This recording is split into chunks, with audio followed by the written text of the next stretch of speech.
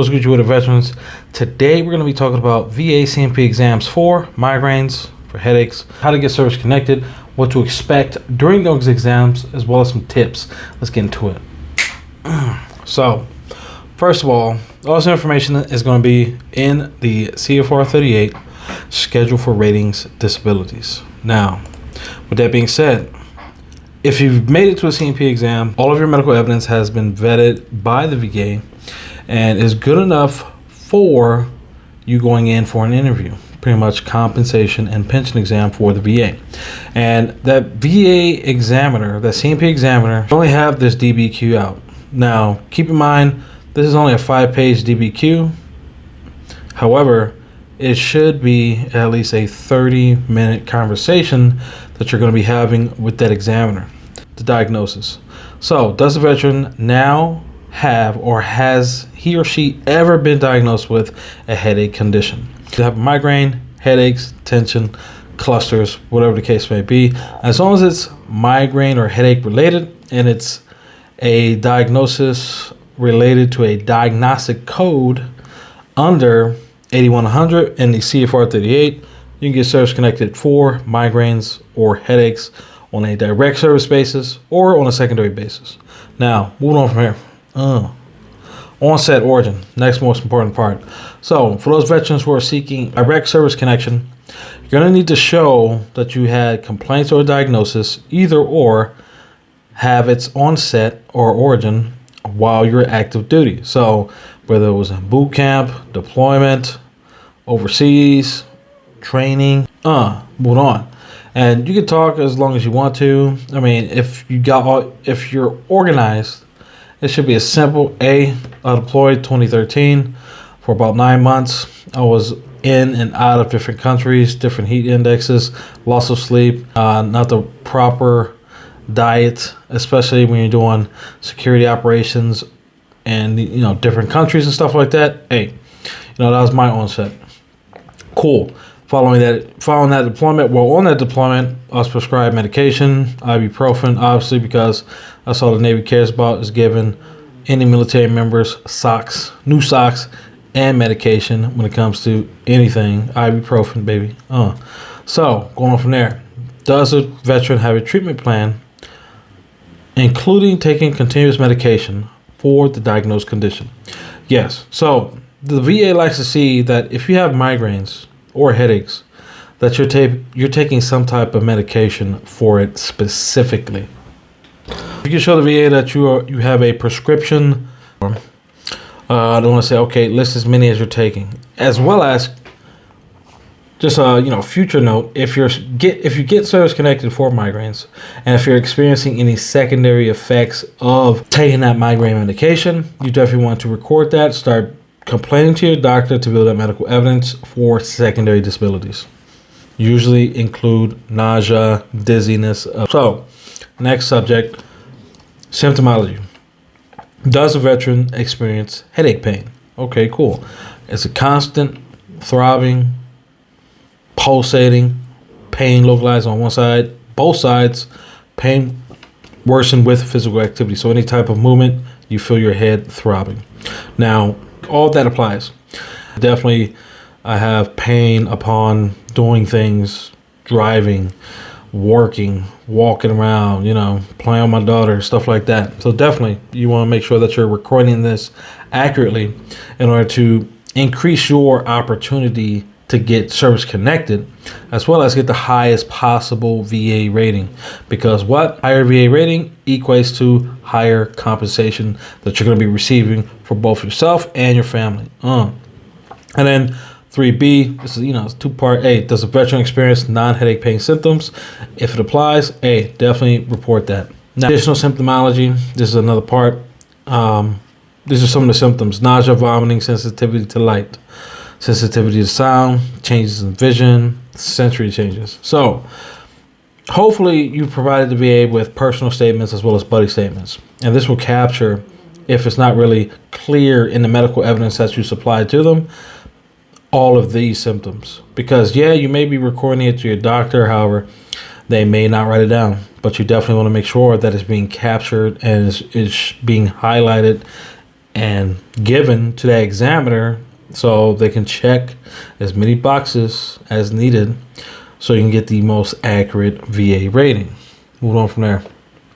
So the main thing that the VA likes to see is prostrating. And I put the diagnostic code and the VA rating criteria for migraines, as well as this specific question, just so you can get an idea of the differences.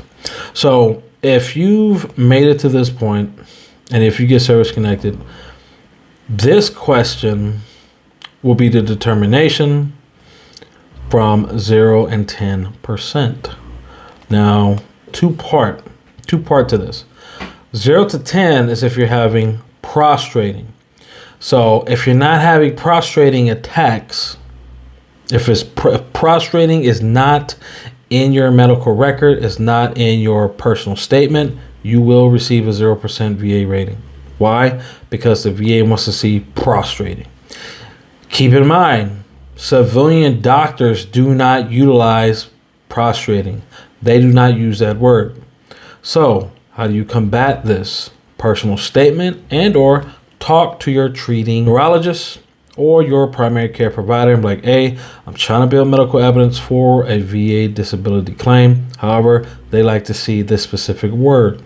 So instead of using throbbing or pulsating, which normal civilian doctors would utilize, have them change those words to prostrating if it applies to you. Now, if you are having prostrating attacks, okay, that opens you up from 10 to 30%. Why Debo didn't say 50? Because 50% is a two-part. That's why. So, in order to receive 10%, you're going to have prostrating migraine every 60 days, recorded in your medical evidence, whether it be with your doctor. It should be with your doctor because that solidifies, hey, I'm having a migraine. It's lasting 2 to 3 days, 24 hours, 10 hours, whatever the case may be. You want to make sure that you're recording that. And then when it comes to 30%, average once a month. So I want to see it happening at least once every 30 days, lasting for several months. So in the last 6 months, 12 months, 10 years, if you've been recording your migraines accurately, you should be able to provide the VA with sufficient medical evidence showing like, hey, I've been getting migraines once a month for the last 5 years post my military service. They actually started in the service. However, I never, paid too much close mind. Whatever your story is, make sure that the VA has that story, either in a personal statement or you're very articulate whenever you go into this compensation and pension exam. Moving on for that. Now, it comes to 50%. Now, for 50%, you're going to need prostrating. Migraine that is prostrating, happening at least 2 times a month.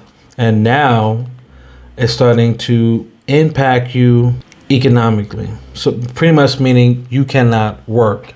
At first, they just updated the criteria for migraines this past September 2023. However, really it's just the prior information said, the prior rating criteria was social and economical inadaptability.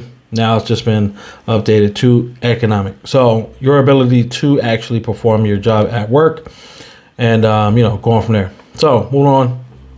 Okay, 4B is another, question that plays into that 50% criteria. Does the veteran have completely prostrating? Because what? That's what the CFR 38 says. Completely prostrating for 50%. That's what it needs to be, and it needs to still be occurring 1 to 2 times a month. So hopefully you're recording this, you're getting all your information down, and it's Gucci. Next part. Does the veteran headache condition impact his or her ability to work? So when it gets to this part, the prior 3 questions I showed you, it's pretty much the VA building that C&P examiner, or at least building you up to this question. Okay, cool. You're having prostrating migraines twice a month. They're lasting for several months. They're lasting for several hours. You have all these other symptoms as well. Now, do these prostrating migraines take you from work? If they do, say yes. How many times? Did you supply them with evidence showing that you have been demoted at work? If you've been fired from work, if you have to call off from work, You have to now exhaust all of your sick days, all of your vacation or leave days. Now you're just taking free days of work without any benefits. And now it's starting to affect you economically, because if you're working less than 32 hours and majority of companies, then you will not be eligible for what medical benefits if you're utilizing those medical benefits. Majority of veterans, they just utilize VA medical, so hey, you're not going to have that issue, but there could be an issue as well. So with that being said, what's the level of impact that is occurring? A lot of veterans don't really know how to explain this part, because they just say, oh, fucking yeah, it does. Okay, well, how does it? You got to explain that, articulate yourself. Come on, motherfuckers, come on. And you articulate yourself by saying, okay, in the last year, I've missed 75 days of work. Okay, that's significant. If you've missed 75 days of work in the last year, on what's the average, how frequent are you getting migraines? And is it seasonal? Though in some seasons do the frequency and intensity increase rather than other ones. Okay, cool. Has it forced you to be unemployed, in between jobs, not counted on or relied upon at work? If any of this applies to you, record it. If you can get your supervisor to provide you with a personal statement or a buddy statement, do that. That's what I did. Got that 50. So, as well as if you got spouse, friends, family, whoever's not dealing with you, but whoever's around the area or in your immediate vicinity, whenever you're experiencing a migraine, can they attest to eyewitness testimony, your symptomology? Do you lock yourself in a bedroom? Cut off all lights. Try to be as dark as possible. Ice packs, ibuprofen, medication. You got the AC on blast. Whatever the case may be, you definitely want to make sure that your medical evidence is as hard as Prescott whenever he fucking throwing that ball during his fucking games. You know what I'm talking about? Hey.